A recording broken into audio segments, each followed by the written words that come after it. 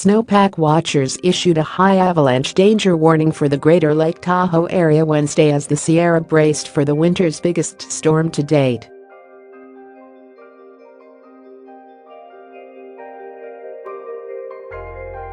Andy Anderson, a forecaster for the Sierra Avalanche Center, warned skiers, snowshoers and snowmobilers to stay off backcountry slopes, as wind slab and storm slab avalanches, large enough to bury a person, will be very likely to occur during a blizzard.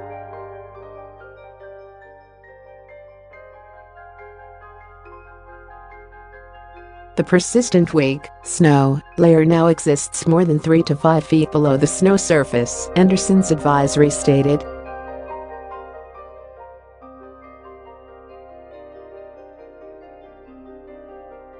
Smaller triggers in the right places like a person on a trigger point, or larger triggers like cornice collapses, or other avalanches could cause a deep slab to release.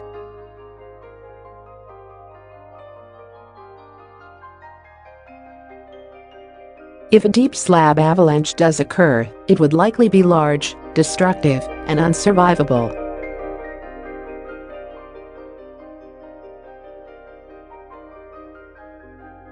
Forecasts have called for up to 5 feet of new snow above 7,000 feet in parts of the Tahoe area by Thursday afternoon.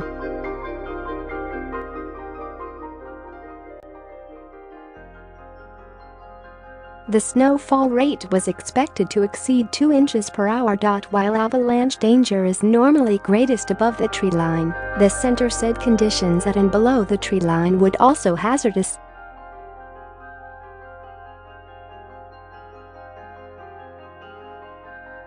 If you must be outside, the safest course is to stick to lower angle terrain without an overhead hazard.